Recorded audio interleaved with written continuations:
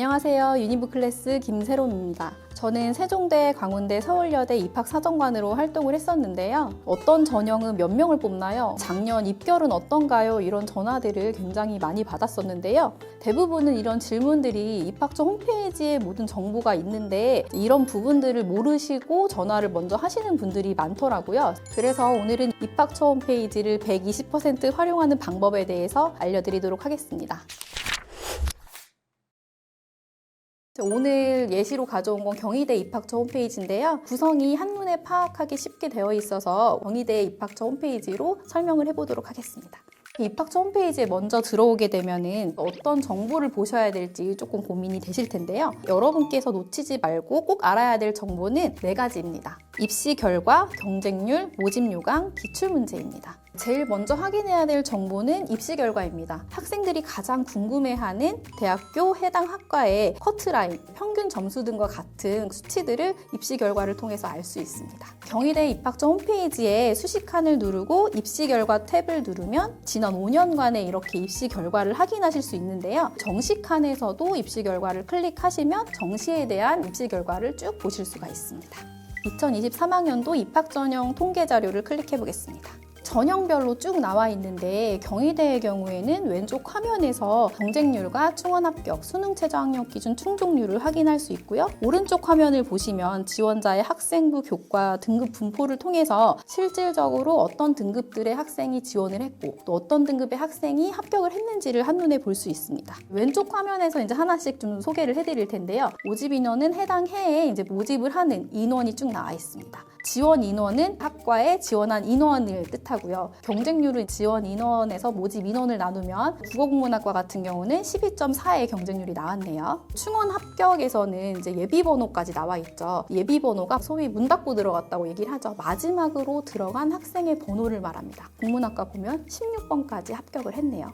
비율 같은 경우는 충원 합격까지 해서 전체 합격 비율을 얘기를 하는 거예요. 예를 들어서 228%다 그러면 원래 모집 인원이 7명이었는데 그 2배수 이상 실질적으로 합격을 했다는 뜻이 됩니다. 교과랑 논술처럼 수능 최저학력 기준이 있는 경우는 실질적으로 학생들이 수능 최저학력 기준은 얼만큼 충족했는지 이 충족률을 보시는 게 굉장히 중요해요. 이 실질 경쟁률이 바로 수능 최저학력 기준까지 충족해서 총 경쟁률을 얘기를 하는 겁니다. 마지막에 실질 경쟁률은 경쟁률 12.4랑은 살짝 차이가 있죠. 그 이유는 충족률에서 수능 최저학력 기준 충족하지 못한 학생들이 빠졌기 때문입니다. 교과나 논술은 정말 필수적으로 실질 경쟁률을 보시면 좋습니다. 학생부 종합전형처럼 정량적으로 평가하지 않은 일부 학과들은 단순하게 고 입결만 보고 지원을 할 경우 좀 혼선을 줄 수 있기 때문에 공개를 또 안 할 수가 있어요. 만약에 공개가 되지 않았다면 같은 학과의 다른 전형을 좀 확인을 해보시는 게 좋습니다.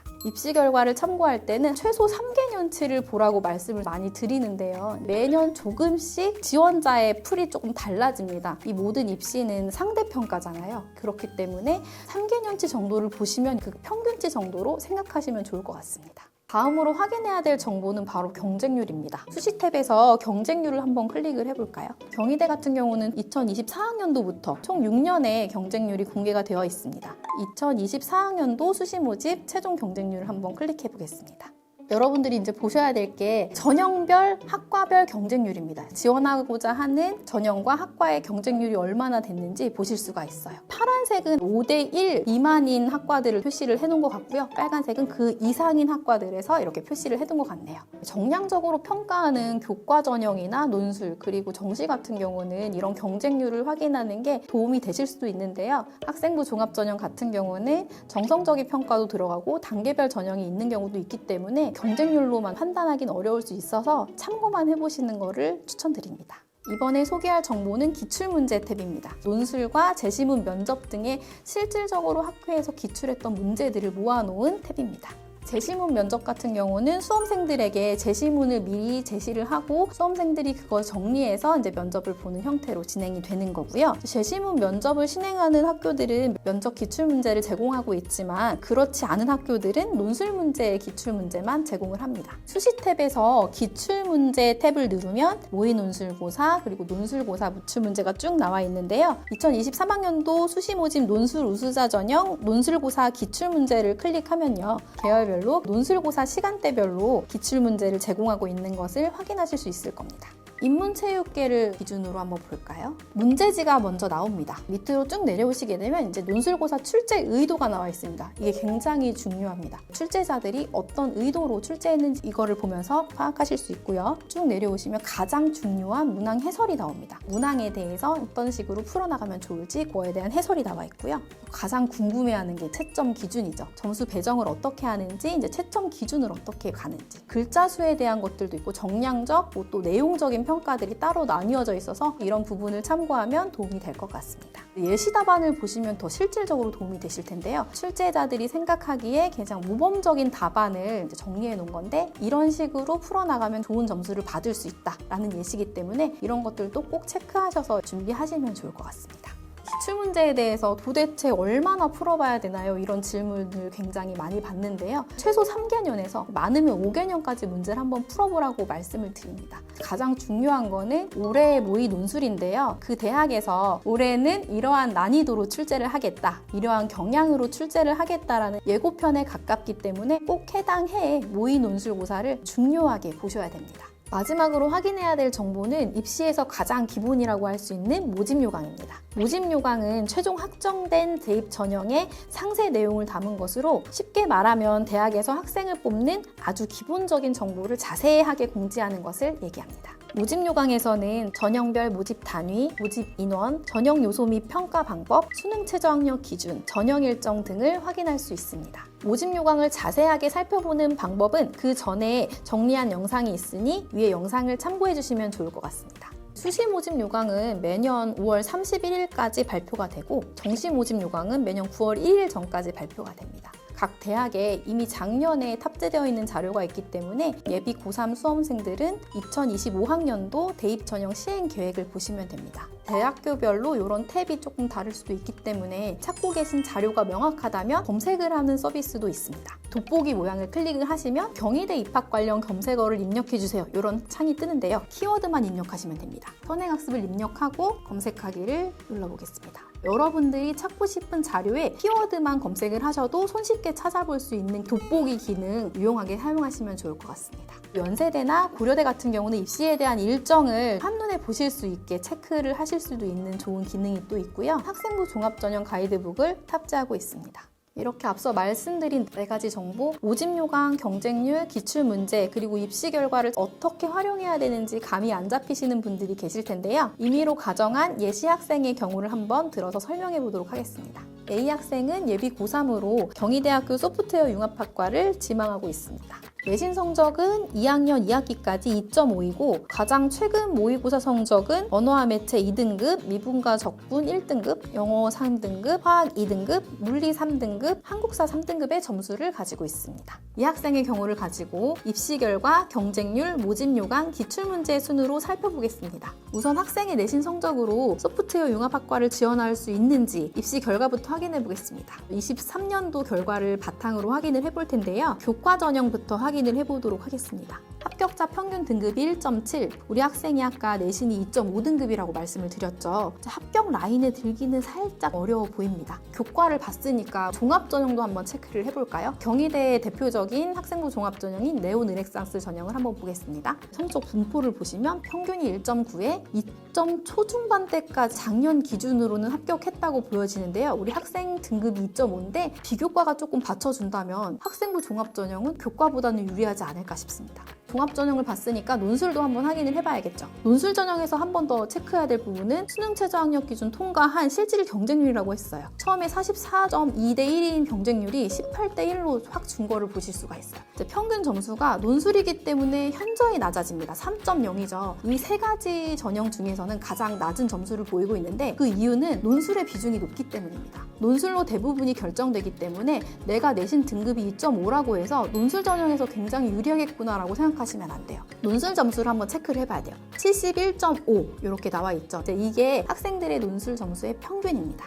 이번에는 경쟁률을 한번 확인해 보도록 하겠습니다. 작년에 지원한 인원은 56명, 최종 경쟁률은 6.2대 1인 것을 확인할 수 있습니다. 이번에는 학생부 종합전형 경쟁률을 한번 확인해 보도록 하겠습니다. 모집 인원 16명에 277명이 지원해서 최종 경쟁률이 17.31대 1 나타나 있고요. 다음으로 논술 우수자 전형 경쟁률을 한번 확인해 보도록 하겠습니다. 5명 모집 정원에 190명이 지원해서 최종 경쟁률 38대 1을 나타내고 있습니다. 이번에는 학생이 이 전형들을 지원하기 위해서 준비해야 될 것은 무엇이 있는지 모집 요강을 통해서 확인해 보겠습니다. 모집 요강 탭에 들어가서 학생부 교과 지역 균형 전형 페이지를 한번 확인해 보겠습니다. 저희는 다른 정보는 제외하고 가장 중요하다고 할 수 있는 수능 최저를 한번 확인해 보도록 하겠습니다. 수능 최저를 확인하는 방법은 바로 지원 자격을 확인하는 건데요. 대학 수학 능력 시험 최저학력 기준 충족 조건 이렇게 나와 있죠. 소프트웨어 융합학과를 볼까요? 국어, 수학, 영어, 과학, 탐구 한 과목 중 2개 합 5, 한국사는 5등급 이내의 수능 최저를 가지고 있는 것을 확인할 수 있습니다. 두 번째로 학생부 종합전형도 한번 확인해 볼까요? 대부분의 학생부 종합전형은 수능 최저 학력 기준이 없는 학교가 많기 때문에 경희대의 경우도 지원 자격에 대학 수학 능력 시험 최저 학력 기준 없음 확인하실 수 있겠습니다. 이번에는 논술 우수자 전형 수능 최저를 한번 확인해 보겠습니다. 마찬가지로 지원 자격에서 보시면 국어, 수학, 영어, 과학, 탐구 한 과목 중 2개 합 5와 한국사는 5등급 이내의 수능 최저를 가지고 있는 것을 확인할 수 있습니다. 학생의 최근 모의고사 성적이 2, 1, 3, 2, 3 한국사 4등급이기 때문에 이대로만 한다면 교과 논술 전형 수능 최저는 충족할 수 있을 것으로 보입니다. 마지막으로 기출문제까지 확인을 해보겠습니다. 기출문제 탭을 클릭하시면 최근까지의 논술 기출문제가 쭉 올라와 있는 것을 확인하실 수 있을 겁니다. 지금까지는 입학처 홈페이지를 통해서 확인할 수 있는 정보와 활용 방법, 자신이 희망하는 학과에 지원하기 위해서 어떤 준비를 해야 되는지 알아보았는데요. 자신이 원하는 학과가 무엇을 가르치는지, 어떤 인재상을 원하는지, 졸업 후의 진로는 어떻게 되는지 세부적인 정보들도 알고 있어야 지원할 때 조금 더 유리할 수 있습니다. 이를 위한 정보는 학과 홈페이지에 소개되어 있습니다. 그래서 지금부터는 학과 홈페이지에서 확인해야 되는 정보들을 알려드리겠습니다. 입학처 홈페이지의 학교 안내 탭에서 학과 소개 탭으로 들어옵니다. 그러면 원하는 학과의 홈페이지로 이동을 할 수 있는데요. 경영대학의 경영학과 홈페이지로 들어가겠습니다. 학과 탭에서 전공 탭을 누르면 권장이수 개통도에서 교과 커리큘럼과 졸업 후 진로 등을 확인을 할 수 있습니다. 이 학과 정보를 통해서 학생부 종합전형을 준비할 수 있는 되게 좋은 자료가 되는데요. 예를 들어서 마케팅 분야를 볼게요. 마케팅 영역에는 이렇게 4가지가 있다고 봅니다. 마케팅 하면 일단 홍보 이렇게 생각하시는 경우가 많은데 이 4가지의 분야가 있기 때문에 비교과 활동을 하실 때, 탐구 활동을 하실 때 이런 것들을 좀 참고하실 수 있어요. 예를 들어서 나는 소비자 행동론에 대해서 조사를 해보겠다. 이렇게 좀 팁을 얻으실 수도 있고요. 과목들을 보시면 국제물류론, 통계학도 배우죠. 교과 세특에서 이런 부분들을 연결지어서 활동할 수 있는 아주 좋은 팁이 될 수 있고요. 졸업 후 진로 같은 경우도 굉장히 자세하게 나와 있기 때문에 창의적 체험활동의 진로 활동 부분에서 이런 부분들을 활용하면 이 학과를 정말로 1학년 때부터 길게 준비해왔다는 것을 어필할 수 있는 좋은 자료가 됩니다. 하지만 학과 홈페이지 같은 경우는 대학교마다 좀 상이할 수도 있고 전공에 대한 지식이 없는 분들을 보시기 어려울 수도 있을 것 같습니다. 이럴 때는 학과 안내 가이드북을 활용하시면 굉장히 좋습니다. 학과 안내 가이드북은 입학처 홈페이지 학과 안내 탭에서 보실 수 있습니다. 학과에 대한 전반적인 소개와 이 학과만이 가지고 있는 강점, 졸업 후의 진로까지 비교적 쉬운 언어들로 구성이 되어 있습니다. 오늘은 대학교 입학 홈페이지와 대학교 학과 홈페이지를 통해서 제대로 그것을 활용하는 방법에 대해서 알려드렸는데요. 오늘 이 영상이 도움이 많이 되셨다면 구독과 좋아요 눌러주시고요. 혹시 더 궁금하신 부분이 있으시면 이러이러한 부분 궁금해요. 이제 정보 주세요라고 댓글을 남겨주시면 저희가 좋은 정보로 찾아뵙도록 하겠습니다.